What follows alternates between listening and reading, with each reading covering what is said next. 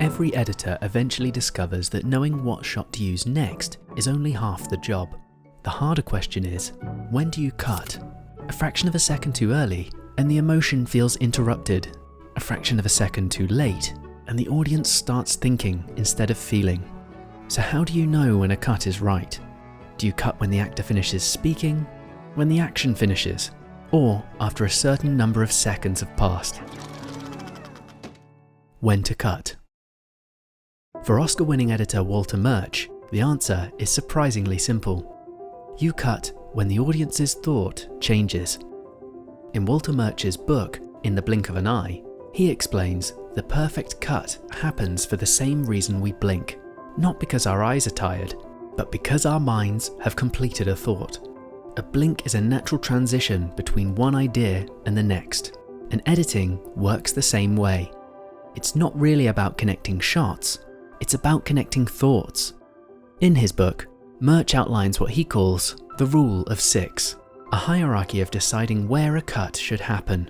What's remarkable about this is that over half of the cut's effectiveness comes from a single factor. Rule 1.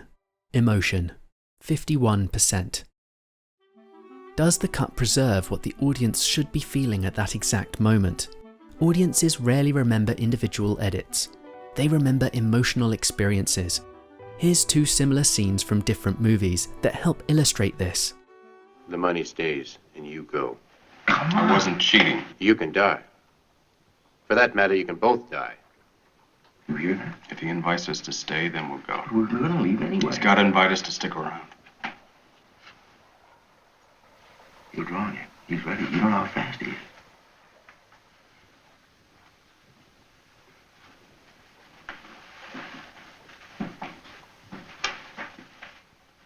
I'm over the hill, but it can't happen to you. And that's just what I want to hear. Every day you get older. Now, that's a law.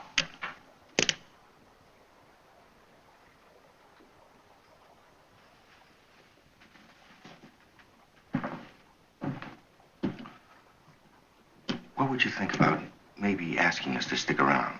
What? You don't have to mean it or anything. Just ask us to stick around. I promise you.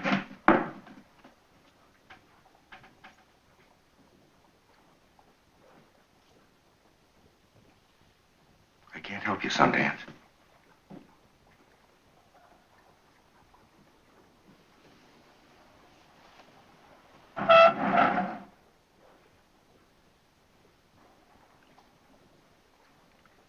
I just stick around.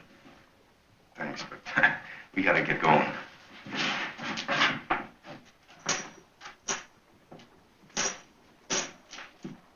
Hey, kid. Hey, kid. How good are you?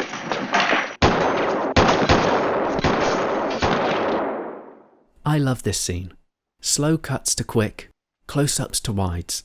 The contrast and restraint in the cutting, Like I've been telling you, over the hill. creates that intense tension. Now by contrast, watch this scene from a much more recent film, The Magnificent Seven. Ran with an outlaw named July Bully. May he rest in peace. He's dead? Yes, sir. How'd he die? I whispered in his ear. How was that? Come here.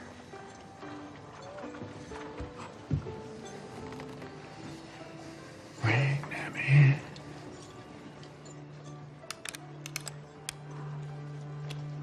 Bring them in from the fields of sin. Bring them in.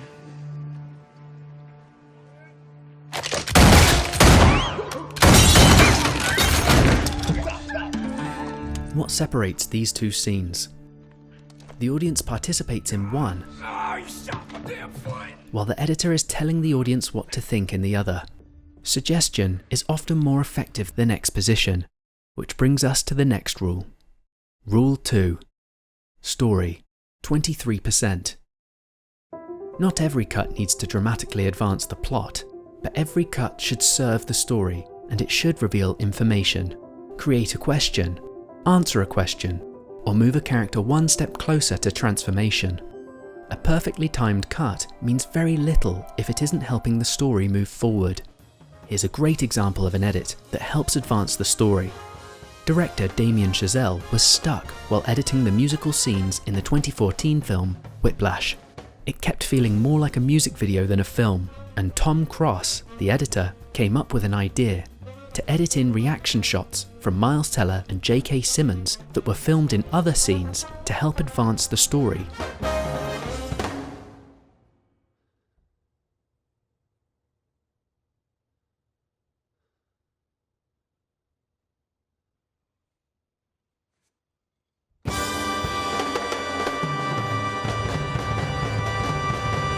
It's no coincidence that Tom Cross won the Best Editing Oscar for this film.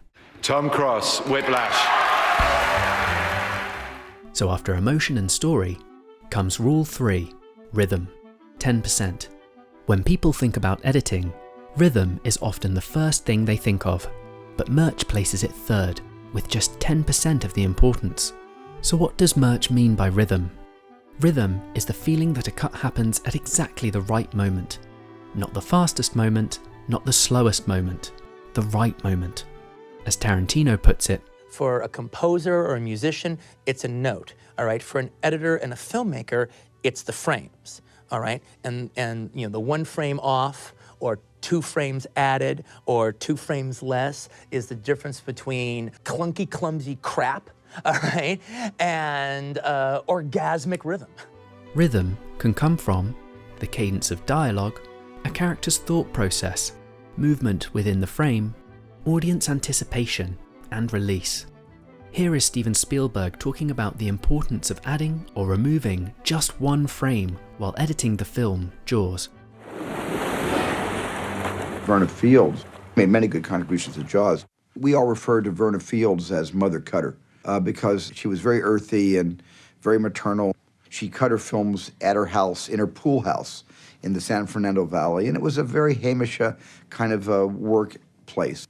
The shark didn't work as well or as often as it was supposed to work according to the screenplay. That's the spot. We had a contest where Verna would stop the moviola on a frame where she wanted to make the cut, and I would stop it where I wanted to make the cut. And if ever we stopped it on the same frame that had already been marked with a grease pencil X, we knew that was the right frame on certain things where we didn't agree. And all of our disagreements always happened with that darn shark. Verna was always in favor of making less to be more. And I was trying to squeeze that one more, because it took me days to get the 1 shot. So I'm going back to, I'm on a barge for 2 days trying to get the shark to look real. And the sad fact was the shark would only look real in 36 frames, not 38 frames. And that 2-frame difference was the difference between something really scary and something that looked like a great white floating turd. Out of my way. And Verna Fields won the Oscar for Best Editing on this too.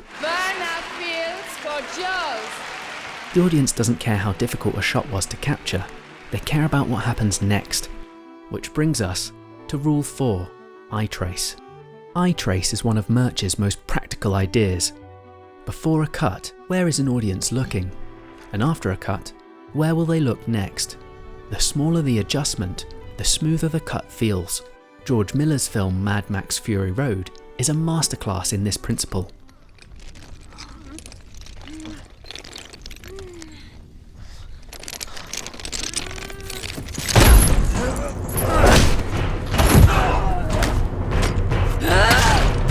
Despite its frantic pace, the film is surprisingly easy to follow. And that's because key subjects remain close to the centre of frame.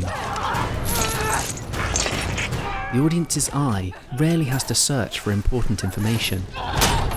It simply continues moving naturally from one shot to the next.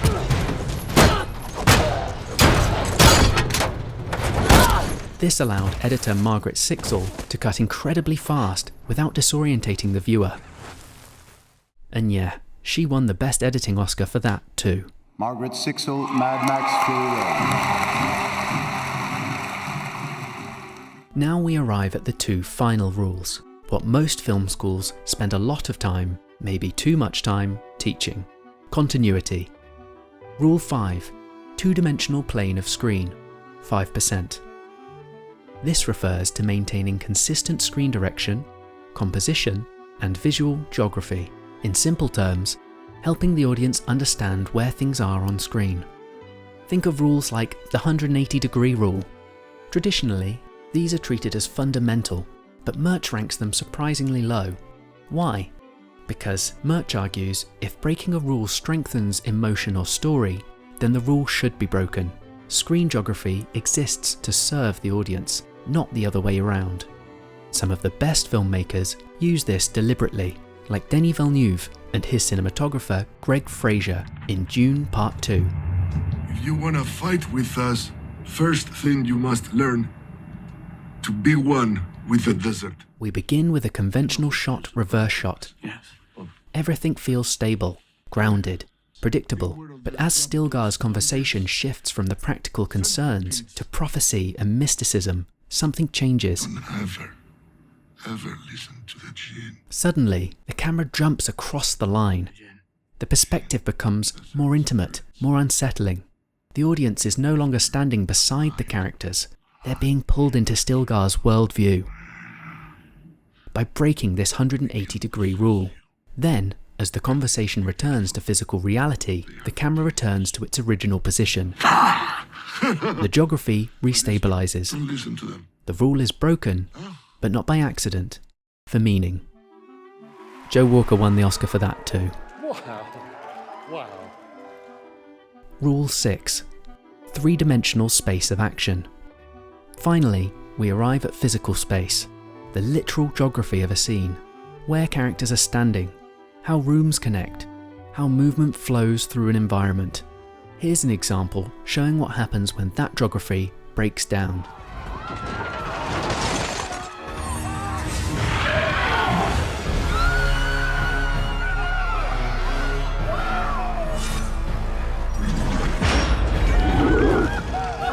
It's confusing, but it's also a useful demonstration of Murch's point.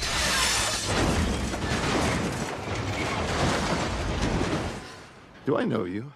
Audiences will forgive spatial confusion far more readily than emotional confusion. If a cut captures the right feeling and advances the story, most viewers won't even notice a continuity error, which is why Murch suggests his simple hierarchy in his rule of 6. If you must sacrifice something, sacrifice from the bottom up. Break continuity before you sacrifice eye trace.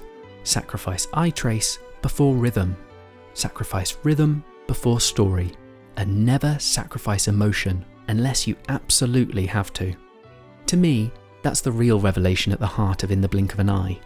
Editing isn't primarily about preserving reality, it's about preserving meaning. The audience doesn't experience a film one shot at a time, they experience it one thought at a time. And the best cuts happen at the exact moment one thought becomes the next. That's when to cut.